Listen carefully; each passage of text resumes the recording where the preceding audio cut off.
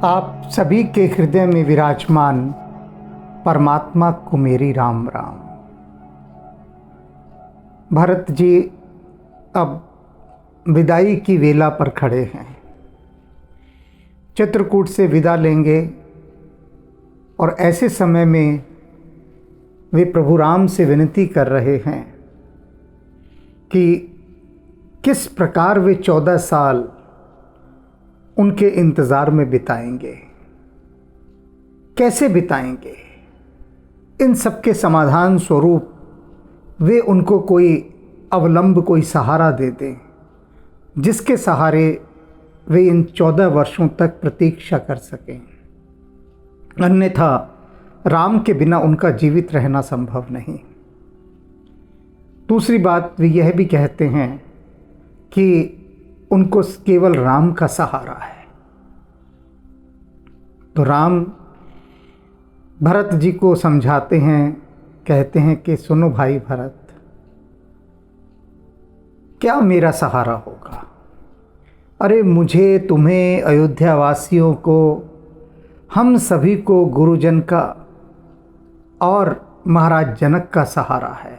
ये हमारे बड़े हैं, इनका सहारा है। और अपनी उसी बात को आगे बढ़ाते हुए कह रहे हैं प्रभु राम भरत जी से, देश कोश परिजन परिवारों। कहते हैं सुनो मेरे भाई भरत, ये जो हमारा देश है, इसका जो राजकोष है, परिजन है अर्थात बंधु बांधव हैं, परिवारों, और जो हमारा सारा परिवार है, ये सब गुरुपद रजही लाग छर भारो। इन सब का भार तो गुरु की चरण रज पर है। इन चिंता क्यों करते हो? अर्थात गुरु के चरणों की जो रज है, धूल है, वो धूल ही संभाल लेगी इस सबको। तो गुरु जी तक तो जाने की बात ही नहीं आएगी। इतनी उनके चरण की धूल में शक्ति है कि हमें उन सब का सहारा है, सबको। तुम मुनि मात सचिव सिख मानी, पाले हूँ पहुम प्रजा रजधानी। कहते भरत, तुम्हें सिर्फ एक ही काम करना है। तुम मुझसे पूछ रहे हो ना कि मैं क्या करूं, कैसे राजकाज संभालूं, कैसे चलाऊं। कुछ नहीं करना, बस एक ही काम करना। क्या? तुम हो मुनि मात सचिव सिख माने। गुरुदेव वशिष्ठ, माताएं और मंत्रीगण जो तुम्हें शिक्षा दें, जो मंत्रणा दें, जो सलाह दें, तुम्हें बस वही माननी है। ये तुम्हारे सच्चे शुभचिंतक हैं, जो भी ये परामर्श दें उसे मानो। और पाले हूँ पहुम प्रजा राजधानी, ये पूरी प्रजा, ये राजधानी, इस सब का बस पालन भर करो, उनकी रक्षा भर करो, बस और कुछ नहीं करना।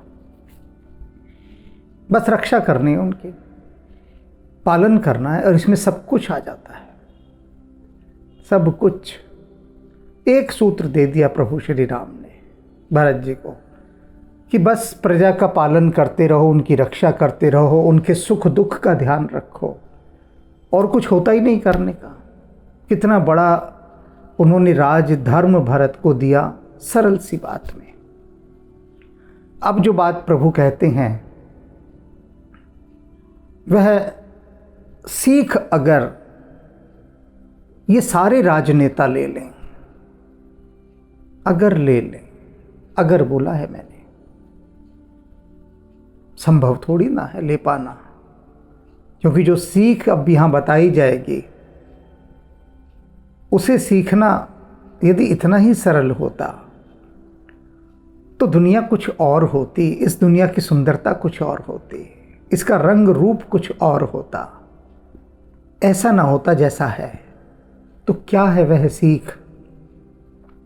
प्रभु राम कहते हैं भरत से कि सुनो भरत, अब उनका स्वर आदेशात्मक है, समझाने वाला है, गुरुता लिए हुए है। कहते हैं कि सुनो भरत, मुखिया मुख सो चाहिए, खान पान कहु एक, पाले पोसे सकल अंग, तुलसी सहित विवेक। कि मुखिया को कैसा होना चाहिए जान लो। तुम अयोध्या के मुखिया बनने जा रहे हो, राजा बनने जा रहे हो, तुम्हें कैसा होना चाहिए यह समझ लो। उदाहरण के साथ समझा रहे हैं, बड़ा सरल उदाहरण देके कि मुखिया मुख सो चाहिए, मुखिया को मुंह के समान होना चाहिए। खान पान कहो एक, खाने पीने सब काम के लिए सिर्फ एक ही मुख दिया है भगवान ने। विधाता ने अनेक मुखों की रचना नहीं की, एक ही मुख दिया है।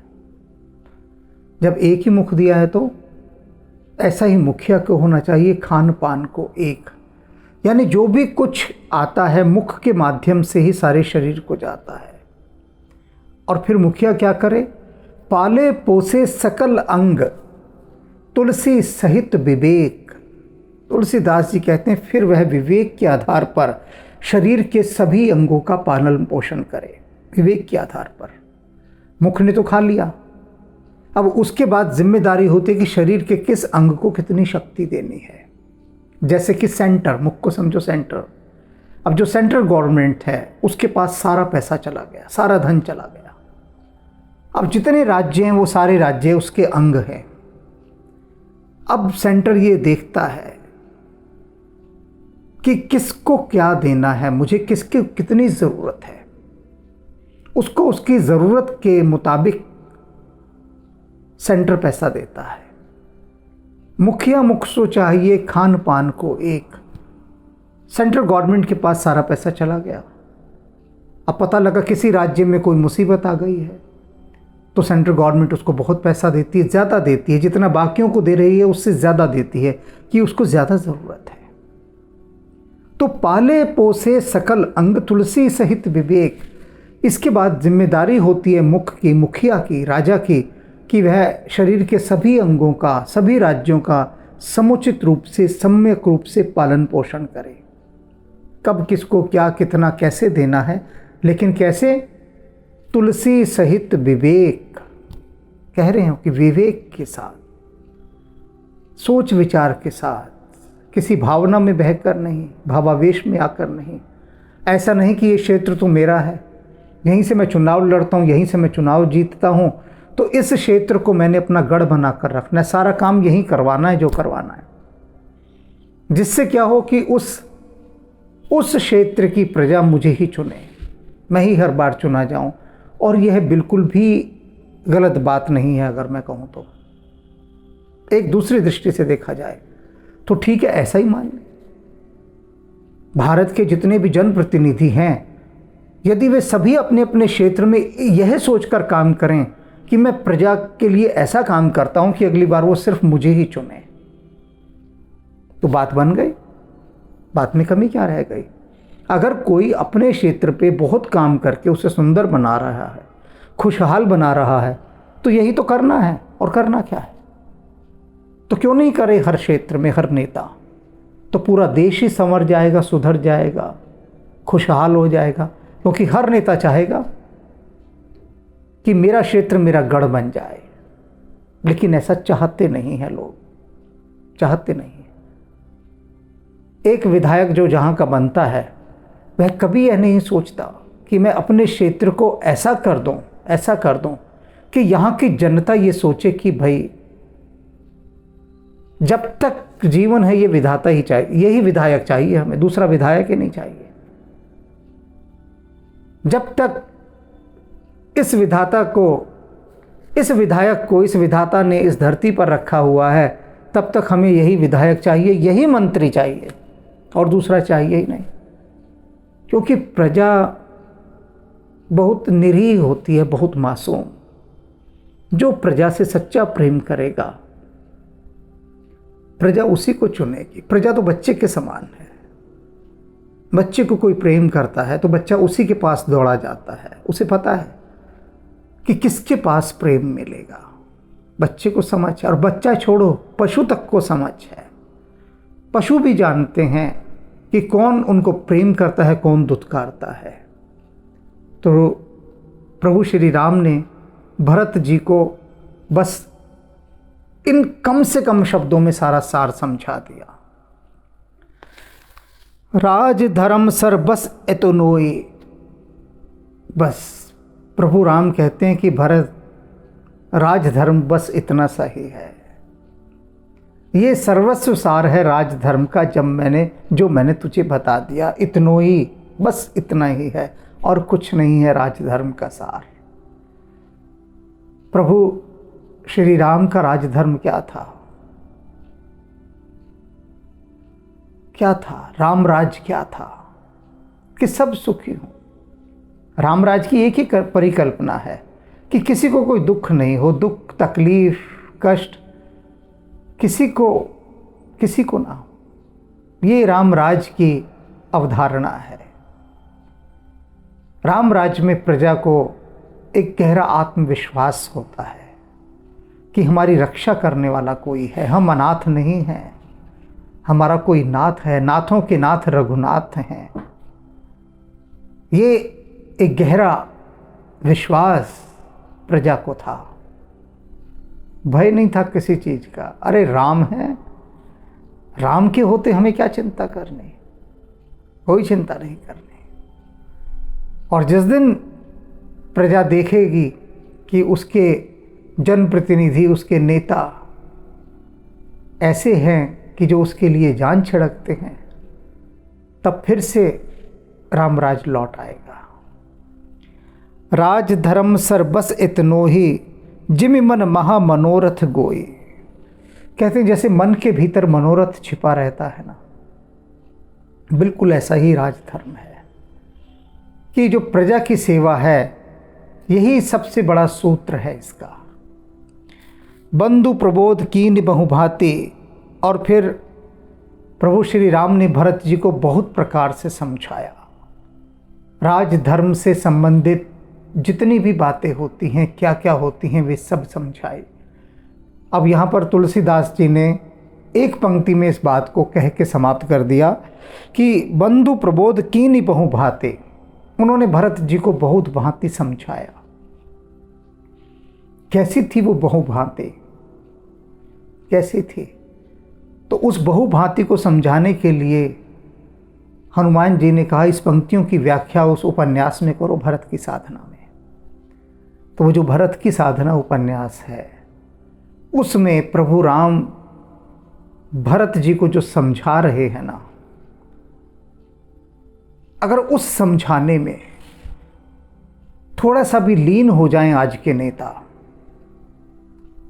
उस भरत की साधना, इस आध्यात्मिक उपन्यास को यदि हमारे राजनेता पढ़ लें, तो हृदय में अगर कहीं भी कण मात्र की भी कोमलता होगी, नमी होगी, तो उनका जीवन बदल जाएगा। अभी तक क्यों नहीं बदला? क्योंकि उन्होंने उसे पढ़ा नहीं है, इसलिए नहीं बदला। क्योंकि वहाँ प्रभु राम जो समझा रहे हैं भरत जी को, कैसा होना चाहिए राजा को, उसको किस किस तरह से काम करना चाहिए, कैसे उसकी चेतना होनी चाहिए, कैसे वो अपने को संभाल कर रखें, ये सारी बातें बहुत विस्तार से प्रभु राम भरत जी को समझा रहे हैं। ऐसे टॉप सीक्रेट गूढ़ रहस्य भरत जी को बता रहे हैं उस समय कि आम आदमी को पढ़ने की ज़रूरत नहीं है इन चीज़ों को, क्योंकि वो पढ़ेगा बस थोड़ी देर खुश हो लेगा, इतना ही। लेकिन राजनेता को पढ़ने की ज़रूरत है। अगर राजनेता इसे पढ़कर खुश हो ले तो भारतवर्ष का कल्याण तो हो ही जाएगा, कम से कम इतना तो पक्का है। तो भरत की साधना के अंदर यदि भूल चूक से कोई भी राजनेता इस एपिसोड को देख रहा हो, या राजनेता के कोई बंधु बांधव, दूर के रिश्तेदार, उसके सेक्रेटरी, सचिव, पीए, एडिशनल डायरेक्टर या और बहुत सारे होते हैं, वो भूल चूक से इस भरत की साधना उपन्यास को अपने मंत्री जी के पास ले जाए, हाथ जोड़े, नमस्कार करें, कहें हे प्रभु, आपके लिए राम जी का प्रसाद आया है, सोने से पहले थोड़ा सा प्रसाद ले लिया करें, बस इतना कर दें, तो उनको जो पुण्य की प्राप्ति होगी वो तो राम जी ही जाने वो उनको कितना पुण्य दें, उनकी इच्छा है कितना दे दें, पर उन तक ये पहुंचना चाहिए। बंधु प्रबोध कीनी बहुभांति, बिन आधार मन तोष न ताते। बहुत समझाया भरत जी को, नहीं समझ पा रहे, संतोष नहीं आ रहा मन में, क्योंकि उनको कोई आधार नहीं मिला अभी तक, अवलंब नहीं मिला। वे चाहते हैं प्रभु राम अपना कोई अवलंब दे दें, कोई सहारा दे दें। ये तो उन्होंने सारी नीति की बातें समझा दी, ये तो सारा शास्त्र पढ़ा दिया उन्होंने, पूरा राजनीति शास्त्र पढ़ा दिया।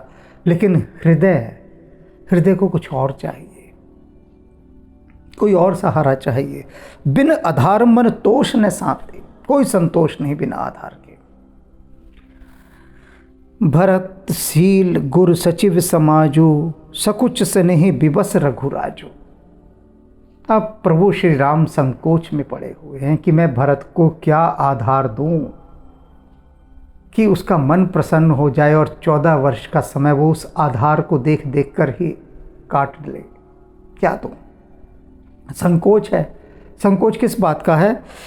भरत शील गुर सचिव समाजो, सारे उपस्थित हैं, गुरु हैं, पूरा समाज है, सारे लोग वहाँ उपस्थित हैं, उसके सामने मैं क्या दूं? लेकिन फिर भरत का प्रेम देख रहे हैं तो उन्होंने कहा नहीं, भरत के प्रेम के आगे मुझे अब कुछ सोच विचार नहीं करना है। प्रभु कर कृपा पांवरी दीने, और प्रभु श्री राम ने कृपा करके अपनी खड़ाऊं उतारी और भरत जी को दे दी कि ये ले भरत, तू आधार चाहता था, अवलंब चाहता था, ले ये मेरी खड़ाऊं ले ले। और क्या चाहिए भरत जी को? सादर भरत शीस धर लेने। भरत जी ने आदर सहित उन खड़ाओं को उठाया और अपने सिर पर रख लिया, सिर पर धारण कर लिया। मिल गया आश्रय। सबकी जी की जाने राम, सब जानते हैं राम क्या चाहिए, किसको कब क्या चाहिए, भरत जी को क्या चाहिए, दे दी अपनी खड़ाऊं। चरण पीठ करुणा निधि के, जुग जुग जामिक प्रजा प्राण के। कहते हैं करुणा निधान भगवान श्री राम के ये जो 2 खड़ाऊं हैं, ये 2 खड़ाऊं थोड़ी ना है, ये तो जैसे ये जोड़ी जो है खड़ाऊं की, ये तो जैसे 2 पहरेदार हैं, 2 रक्षक हैं जो अयोध्या की प्रजा को दे दिए गए हैं, जो रक्षा करेंगे अयोध्या की। संपुट भरत स्नेह रतन के, और कैसी हैं ये खड़ाऊं? ये खड़ाऊं तो एक ऐसा संदूक है जिसके अंदर भरत जी अपने प्रेम का रतन रखेंगे। आखर जुग जन जीव जतन के। और ये खड़ाऊं क्या हैं? ये 2 खड़ाऊं नहीं हैं, ये तो राम नाम के 2 अक्षर हैं जो जीवों को तार देंगे। 2 खड़ाऊं नहीं, 2 अक्षर हैं राम के नाम के। कुल कपाट कर कुशल कर्म के, ये तो रघुकुल की रक्षा के लिए 2 किवाड़ हैं, किवाड़ के 2 पट हैं, ये खड़ाऊं थोड़ी ना है, दरवाजे हैं 2। विमल नयन सेवा सुधर्म के, और क्या हैं? ये अच्छे काम को करने के लिए सुंदर हाथ हैं, और वे नेत्र हैं जो केवल श्रेष्ठ कर्म देखने की और करने की शक्ति प्रदान करेंगे। ये खड़ाऊं नहीं है, ये तो 2 आँखें हैं जो सदा श्रेष्ठ कार्य करते रहने की ही प्रेरणा देंगे, हमेशा दिव्य मार्ग दिखाएंगी, सात्विक मार्ग दिखाएंगी, प्रजा की सेवा का मार्ग दिखाएंगी। दृष्टि है यह दिव्य, खड़ाऊं नहीं है, 2 दिव्य दृष्टियां हैं। भरत मुदित अवलंब लहेते, भरत जी इस अवलंब को लेकर, इस सहारे को लेकर बड़े प्रसन्न हैं, प्रमुदित हैं, आनंदित हैं। अस सुख जस सिय राम रहते, कितने प्रसन्न हैं भरत जी ये खड़ाऊं को लेकर। तुलसीदास जी कहते हैं कि एक ही बात से मैं बता सकता हूँ कितने प्रसन्न हैं। उनको कैसा लग रहा है कि खड़ाऊं मिलने पर ऐसा लग रहा है जैसे अस सुख, ऐसा सुख जस जैसा सिय राम रहे थे, जैसे सीता और राम उनके साथ ही अयोध्या लौट आए हैं, खाली हाथ नहीं जा रहे, सीता और राम को साथ लेके जा रहे हैं। तो ये जो 2 खड़ाऊं है ना, ये खड़ाऊं नहीं है, ये रघुपति राघव राजा राम पतित पावन सीताराम, ये सीताराम हैं, ये दोनों साथ लौट रहे हैं अयोध्या। सीताराम जी मांगे हो विदा प्रणाम कर, राम लिए और लाए। हाथ जोड़कर भरत जी प्रणाम कर रहे हैं प्रभु को विदा लेने के लिए, और प्रभु ने आगे बढ़कर हृदय से लगा लिया भरत जी को। लोग उचाटे अमरपति, कुटिल को अवसर पाए। और जिस समय भरत जी को प्रभु श्री राम ने हृदय से लगा लिया, उस समय यह अवसर पाकर वह जो कुटिल इंद्र है उसने लोगों के ऊपर उच्चाटन मंत्र का प्रहार कर दिया, उच्चाटन शक्ति फेंक दी उनके ऊपर, कि इस समय तो प्रभु श्री राम भरत जी को हृदय से लगाकर आनंदित हैं, उनका ध्यान नहीं है कहीं और, ऐसे निमग्न है प्रेम में, तो अच्छा मौका है, अच्छा मौका है, चला दो हथियार। तो उस मौके का लाभ उठाकर देवराज इंद्र ने जो जितनी प्रजा थी उसके ऊपर उच्चाटन मंत्र का प्रहार कर दिया। सो कुचाल सब कह भई नीकी, लेकिन उसकी जो बुरी चाल थी वो बुरी चाल भी प्रजाजनों के लिए बड़ी हितकर रही। वो जो उसने उच्चाटन का विष फेंका था वो उनके लिए हितकर बन गया। कई बार ऐसा होता है कि विष ही औषधि बन जाती है, अनेक बार ऐसा हुआ है। भूल चूक से कोई विष खाया गया, लेकिन उस विष ने भीतर के विष को काट दिया और वो विष औषधि बन गया। तो यहाँ अयोध्या के साथ भी, इन प्रजाजनों के साथ भी ये हुआ। इंद्र ने जो उच्चाटन की शक्ति फेंकी थी वह औषधि बन गई। कैसे बन गई बताते हैं कैसे बन गई। अवध आस सम जीवन जी की, नतरु लखन सिय राम वियोगा, हा हरि मरत सब लोग को रोगा। कहते हैं अगर देवराज इंद्र ये उच्चाटन की शक्ति नहीं फेंकता उनके ऊपर, तो ये लोग तो राम के प्रेम में, उनके वियोग में हाहाकार कर करके ही मर जाते। अभी ये लोग संभले हुए ठीक ठाक है, क्यों? क्योंकि इनके ऊपर उच्चाटन मंत्र चला दिया कि राम से इनका मन थोड़ा उचट जाए। राम का प्रेम आसानी से तो मिटेगा नहीं, तो उनके प्रति प्रेम के प्रभाव को कम कर दिया इस बुरी नज़र ने। बुरी नज़र यही करती हैं। इंद्र ने वो उच्चाटन का जो तांत्रिक प्रभाव डाला प्रजाजन पर, उससे क्या हुआ कि जो इतना वियोग सता रहा था राम को लेकर, वो कम हो गया। और ये कम होना ही उनके लिए औषधि का काम कर गया कि अब 14 वर्ष किसी प्रकार से वो राम के वियोग को सहकर निकाल देंगे। राम कृपा अवरेब सुधारी, राम जी ने कृपा करके सारी उलझने, सारी समस्याओं को सुधार डाला। विबुध धार भई गुनुद गुहारी, देवताओं की सेना, देवताओं की वह तंत्र शक्ति जो सब कुछ लूटने आई थी, वही हितकारी बन गई, वही अनुकूल बन गई। कहते हैं राम की कृपा यदि होती है ना,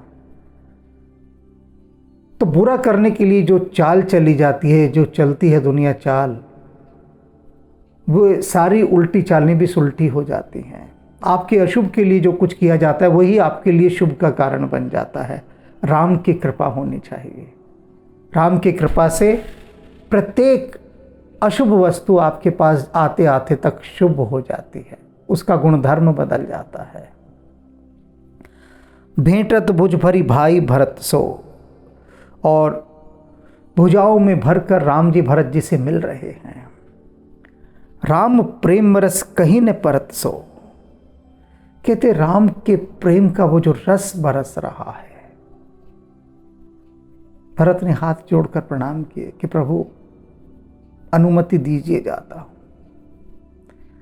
राम जी ने आगे बढ़कर हृदय से लगा लिया। विदाई के समय उस बेला में आपको एक दृश्य दिखा देता हूं कि जब कन्या विदा होती है अपने नेहर से, उस समय वह हाथ जोड़कर अपने माता पिता को कहती है, मैं चली,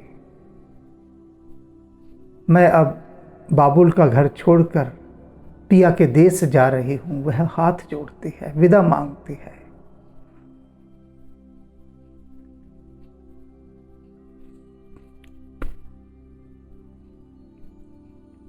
उस समय जो हालत होती है,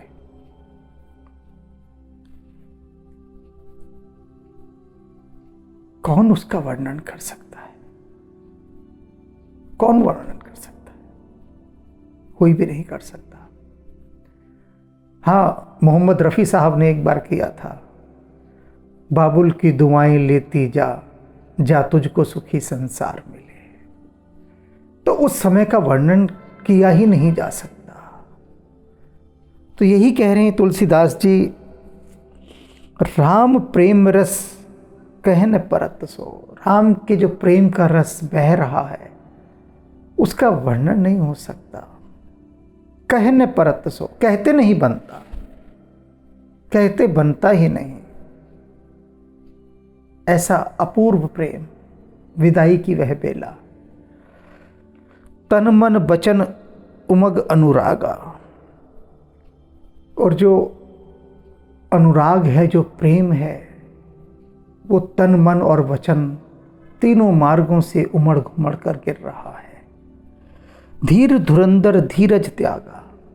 धैर्य की ये जो धुरी हैं प्रभु श्री राम, जिनके लिए कहा जाता है धैर्य धारण करने में राम जैसा कोई नहीं।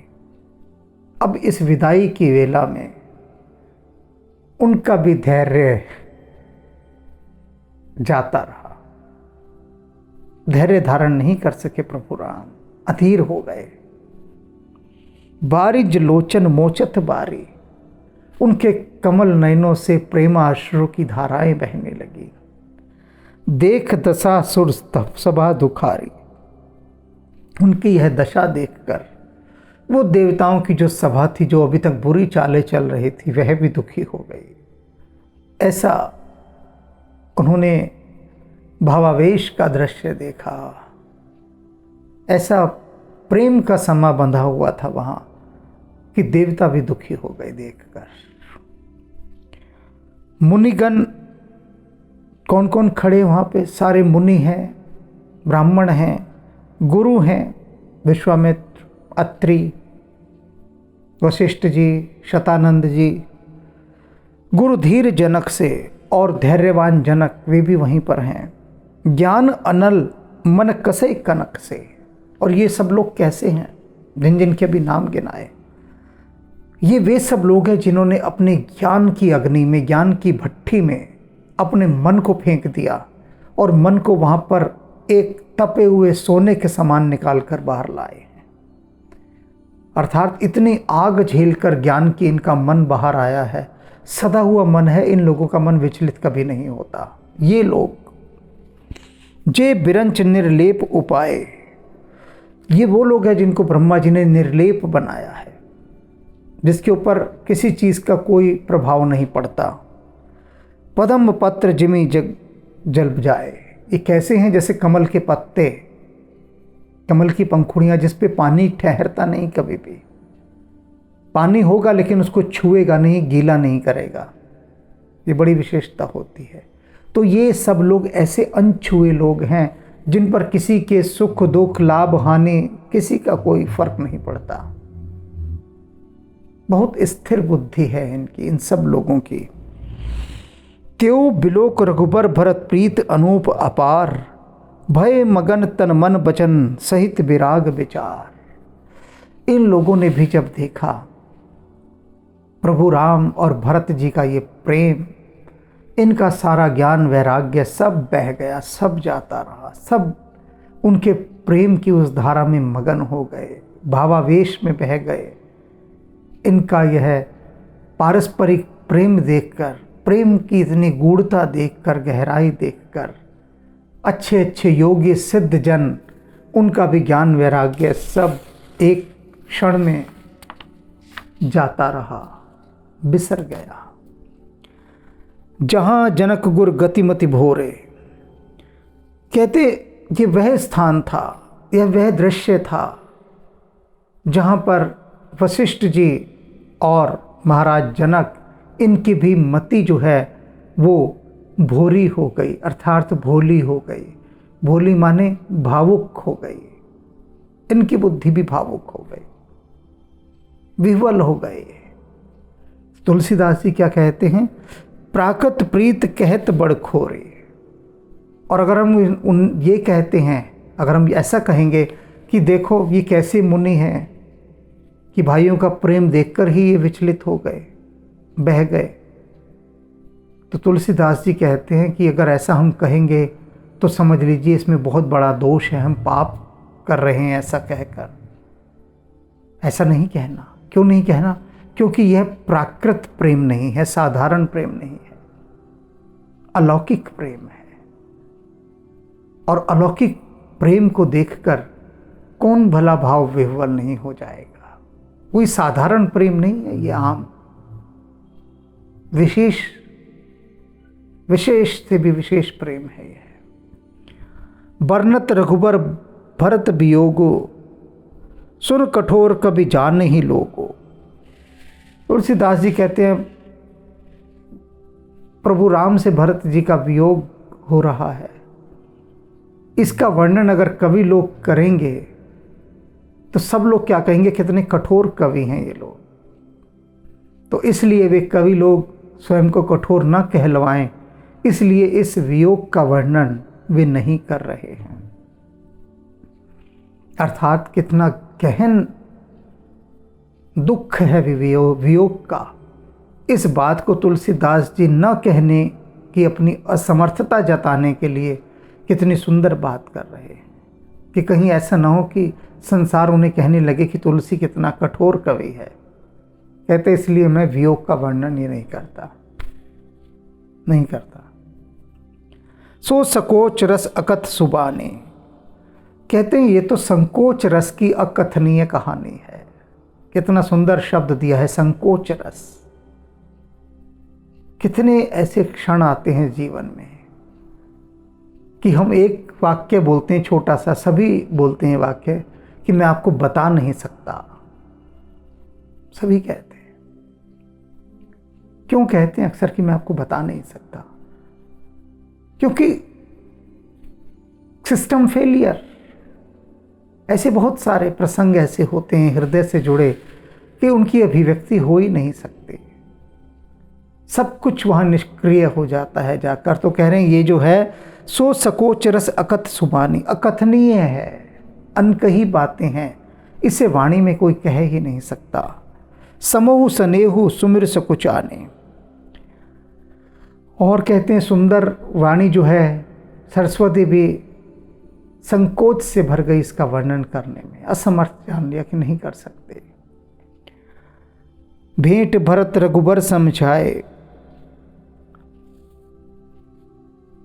भरत जी को समझाना थम नहीं रहा प्रभु राम का, फिर समझाया उन्होंने। पुन रिपु बदन हर्ष ही लाए। और अब भरत जी को हर्ष में भरकर हृदय से लगा लिया, समझा बुझा के भरत जी को सांत्वना दी और अब शत्रुघ्न को हृदय से लगा लिया। सेवक सचिव भरत रुख पाई, निज निज काज लगे सब जाए। सेवकों ने, मंत्रियों ने भरत जी का रुख जानकर, उनका इशारा जानकर, क्या इशारा किया भरत जी ने कि अब चलने की तैयारी करो, वाइंड अप, समेटो सब कुछ अपना। तो क्या हुआ, निज निज काज लगे सब जाए। जिसको जो जो जिम्मेदारियां सौंपी थी सब अपना अपना काम करने के लिए लग गए, सब चले गए।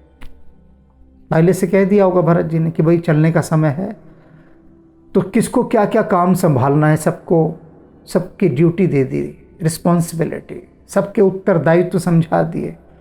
और अब भरत जी का इशारा जानकर वो सब अपने अपने काम पे लग गए। अब यहाँ एक बात देखिए, भरत जी किसी को आदेश नहीं दे रहे, सब जगह एक ही बात आती है बार बार कि रुख पाई, उसका रुख जानकर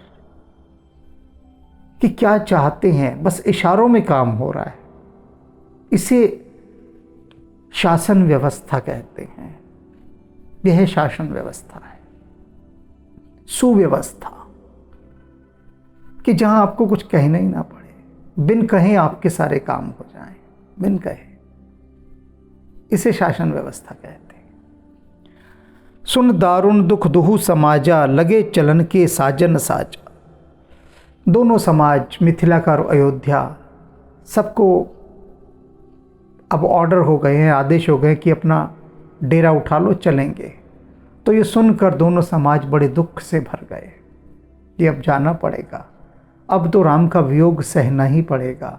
अभी ये इतने 6, 7, 8, 10 दिन जो थे, किसी तरह से कर के हमने यहाँ पर अपने को टिकाए रखा, पर कब तक, अब तो जाना ही होगा।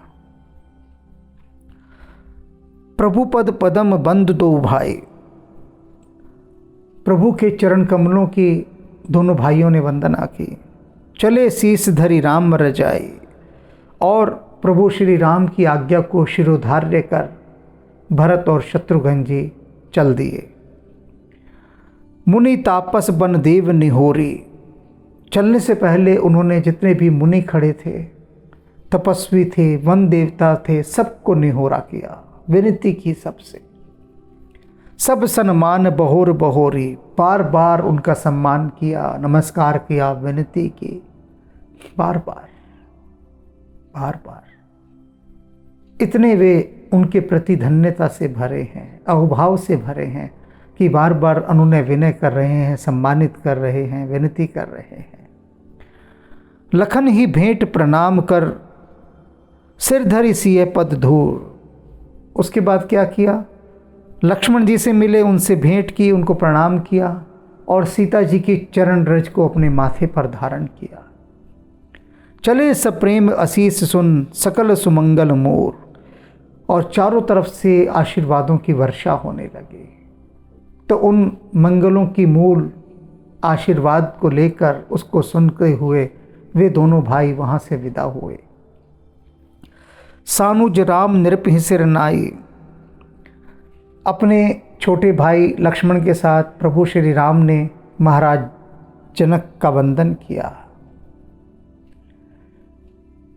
कीनी बहुत विधि विनय बढ़ाई, और बहुत प्रकार से उनकी अनुनय विनय की, प्रशंसा की, सम्मान किया महाराज जनक का। देव दया बस बड़ दुख पाए हूँ। और क्या किया, क्या कहा उनसे कि हे देव, आपने हम पर बड़ी दया की, आप यहाँ आए, और कितना दुख पाया आपने यहाँ आकर। इतनी लंबी यात्रा, कष्टदायक यात्रा हमारे प्रेम में आपने की। हम आपके हृदय से आभारी हैं देव। देव दया बस बड़ दुख पाए हूँ, सहित समाज कानन ही आए हो। और न केवल अकेले आए, अपने पूरी मिथिला को साथ लेकर आ गए। पूरी मिथिला को, सबके साथ आपने कितना कष्ट पाया, कितनी आपने हम पर दया की। पुरपग धारिये देहि असीसा, कीन धीर धरि गवन महिषा। और आप अब हमें आशीर्वाद देकर अपनी मिथिला में पधारिए। और महाराज जनक भी अपनी मिथिला के लिए प्रस्थान कर गए। मुनि महिदेव साधु सन्माने। उसके बाद प्रभु श्री राम ने जितने भी ऋषि मुनि आए हुए थे, साधु आए हुए थे, सबका सम्मान किया, सबका आदरपूर्वक विदाई समारोह किया। और उनका कैसे सम्मान किया, क्या जानकर? विदा किए हरिहर सम जाने। उन सभी ऋषि मुनियों का, साधु सन्यासियों का यह सोचकर सम्मान किया कि जैसे विष्णु और भगवान शिव, ये दोनों ही यहाँ पर आ गए हों। अगर विष्णु और शिव आते तो वे उनका कैसे सम्मान करते? बिल्कुल वैसा सम्मान, वही व्यवहार इन साधु सन्यासियों के साथ किया, उसी सम्मान के साथ विदा किया। सासु समीप गए तो भाई। और फिर दोनों भाई राम और लक्ष्मण अपनी सासुओं के पास गए, सासू माँ के पास। फिरे बंद पग आशीष पाए, उनके चरणों की वंदना की और आशीष पाकर लौटे। सुनैना जी उनकी सास हैं, नमस्कार किया। कौशिक वामदेव जापाली, विश्वामित्र वहाँ पर हैं, वामदेव जी हैं, जाबाली ऋषि हैं, पुरजन परिजन सचिव सुचाली। और परिवार के जन हैं, कुटुंबी हैं, सारा समाज है, सचिव हैं। जथा जोग करी विनय प्रणामा, सबको यथा योग्य प्रणाम किया। जो जिस श्रेणी का था उसके अनुसार उसको प्रणाम करके सम्मान देकर विदा किया। विदा किए सब सानुज रामा, अपने छोटे भाई के साथ सभी को संतुष्ट करके विदा किया। नारी पुरुष लघु मध्य बडेरे, सब सम्मान कृपा निधि फेरे। कृपा निधि प्रभु श्री राम ने छोटे बड़े मझले जैसे भी थे सबको, सभी को सबका सम्मान किया और उनको प्रसन्नता पूर्वक विदा किया, लौटा दिया। भरत माद पद बंदी प्रभु, सुचित स्नेह मिली भेंट। उसके बाद प्रभु श्री राम कैकेयी के पास जाते हैं, चरणों की वंदना करते हैं, प्रेम पूर्वक निश्चल प्रेम के साथ उनसे मिलते हैं। विदा कीन सजी पाल की, सकुच सोच सब मेट। उनके लिए सुंदर पालकी सजवाई हुई, उसमें बिठाया और बिठाने के बाद उनको बहुत प्रकार से समझाया और समझाने के बाद उनकी सारी चिंताएं, सारी सोच सब मिटा दी, प्रसन्न करके विदा किया। कैकेयी आत्मग्लानि से मर जा रहे थे। प्रभु राम ने विदा करते समय उनको ऐसा समझाया कि उनकी सारी चिंताएं, सारी सोच सब मिट गई। आदरपूर्वक पालकी में बिठा के भेजा। परिजन मात पिति ही मिल सीता, और उसके बाद सीता जी अपने प्रियतम प्रभु श्री राम के साथ अपने माता पिता और कुटुंबियों से मिली, अपने नेहर वालों से मिली। फिर प्राण प्रिय प्रेम पुनीता, और प्रभु श्री राम के प्रति जिनका अनन्य प्रेम है, पावन प्रेम है, वे सीता जी सबसे मिल रही हैं अपने नेहर वालों से। करी प्रणाम भेंट सब सासु, प्रणाम किया, फिर सभी सासुओं के साथ मिली, उनसे भी भेंटी। प्रीत कहत कभी हिय न हुलासो, सीता जी की उस प्रीत का वर्णन करने में कि कितना वो अपनी सासुओं से प्रेम करती हैं, किस तरह से प्रेम भावना से मिल रही हैं। तुलसीदास जी कहते हैं सीता जी की उस प्रीति का, उनके प्रेम का, उनके सम्मान का वर्णन करने में उनके हृदय में बिल्कुल भी उल्लास नहीं उठ रहा। आप सोच रहे होंगे यह क्या कह रहे हैं तुलसीदास जी, कि उन्हें कोई खुशी नहीं उठ रही। यहाँ वह अर्थ नहीं है, यहाँ दूसरा अर्थ है कि उनके मन में कोई उत्साह नहीं उठ रहा, उत्साह उठने लायक ही नहीं बचे हुए।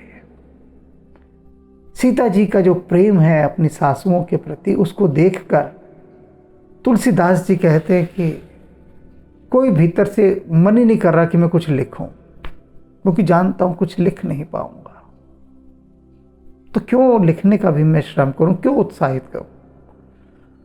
अब आपको कोई एक बहुत बड़ी खाई दिखा दी जाए और कहो कि जरा कूदो इसे, कूदो, तो आप क्या कहेंगे? कोई उत्साह नहीं कूदने का, क्योंकि जानते हैं कूद ही नहीं सकते, गिर जाएंगे। जानते बूझते क्यों कूदें, पता है कि इतनी छलांग मार ही नहीं सकते हम, लगी नहीं सकती ऐसी छलांग, तो क्यों कूदेंगे? मूर्ख समझा हुआ है क्या हमें? नहीं कूदेंगे। तुलसीदास जी भी नहीं कूद रहे। सीता जी के प्रेम का वर्णन करने को लेके वो उत्साहित होंगे। तुलसीदास जी कह रहे हैं मेरे अंदर उत्साह उठेगा कि इच्छा सीता जी के प्रेम का मैं वर्णन करूं, अरे इस योग्य ही नहीं हूं, तो इसलिए कोई उत्साह नहीं उठ रहा। सुन सिख अभिमत आशीष पाई, सीता जी ने अपनी सासू से बहुत सारी शिक्षा प्राप्त की, आशीर्वाद प्राप्त किए। रही सिए दुहु प्रीत समाई, और सीता जी के हृदय में अपनी सासुओं का जो प्रेम है वो समाये नहीं, सम रहा था। निमग्न हो गई, वो प्रेम में डूब गई उनका प्रेम देखकर। रघुपति पट पालकी मंगाई, करी प्रबोध सब मात चढ़ाए, और रघुनाथ जी ने पालकी मंगाई, समझाया बुझाया सब अपनी माताओं को और उस पर चढ़ाया, बिठाया। अब आप देखिए सीता जी की सभी सास कितना प्रेम सीता जी से करते हैं कि सीता जी ठगी रह जाती हैं उनका प्रेम देखकर। कुछ कहते ही नहीं बनता, कुछ भी नहीं, क्या कहें। प्रेम कहने लायक छोड़ता ही नहीं है, बड़ी विशेषता है इसकी। ये ऐसा निकम्मा और नकारा कर देता है किसी को भी। तुलसीदास को नहीं कर दिया, वशिष्ठ जी को नहीं कर दिया, जनक जी को नहीं कर दिया, कौन नहीं इस प्रेम की मार से मारा गया है। ऐसी पई इश्क दी मार सैनू बैरिया, ऐसी पई इश्क दी मार। ये बहुत बुरी मार है, बहुत ही बुरी मार। ये मार जिसे लग जाती है बोलती बंद हो जाती है। यहां देख लो, सबकी बोलती बंद है, कोई नहीं बोल पा रहा। बार बार हिल मिल दो भाई, सम स्नेह जननी पहुँचाई। साज बाज गज वाहन नाना, भरत भूप दल कीन पहाना। दोनों भाइयों ने मिलकर माताओं को बहुत प्रकार से समझाया, बहुत प्रकार से समझा बुझाकर उन्हें पालकी में बिठाकर विदा किया। भरत जी सबको लेकर अब चल दिए हैं। और ये जो विदाई का क्षण है, विदाई की जो ये बेला है, ये हृदय को ऐसा सुशीतल कर देती है, बताती है कि प्रेम होता क्या है, प्रेमी से विदा होना होता क्या है। कितना दुख हो रहा है देखो सीता जी को अपनी सासों से विदा होते हुए। सीता जी गई हैं 2-3 दिन पहले रात को अपने नेहर के खेमे में अपने माता पिता से मिलने, लेकिन मन अपनी सासों पर ही लगा हुआ है कि लौट कर जाना है अपनी सासों के पास, उनकी सेवा करनी है। अपने माता पिता के पास नहीं रुकी सीता, लौट आई फौरन। कितना गहरा प्रेम।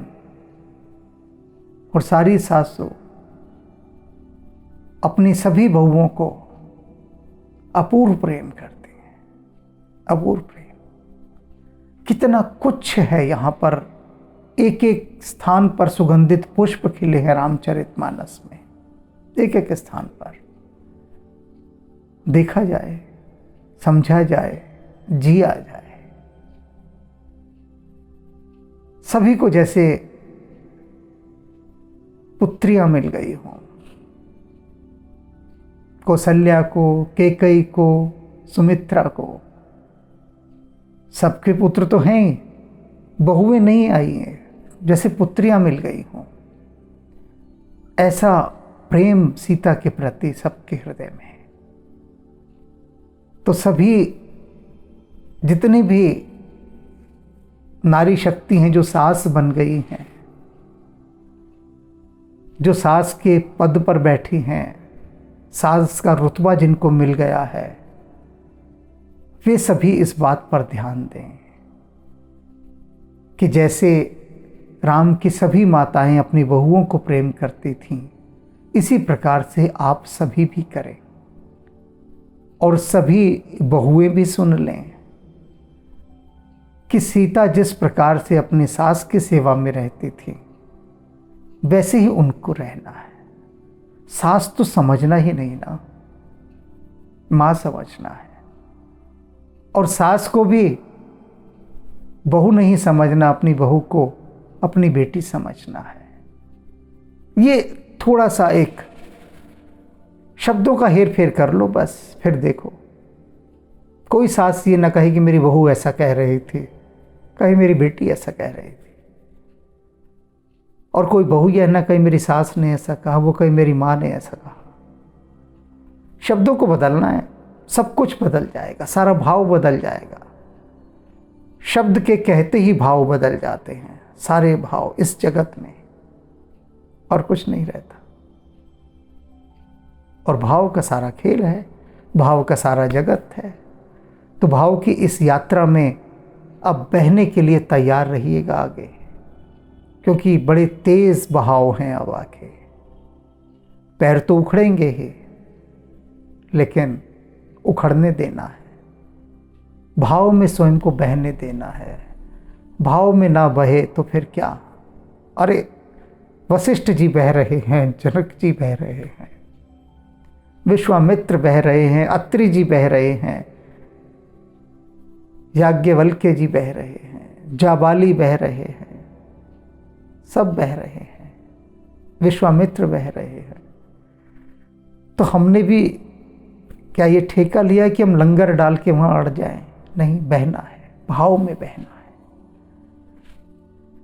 तो कल मिलते हैं अब।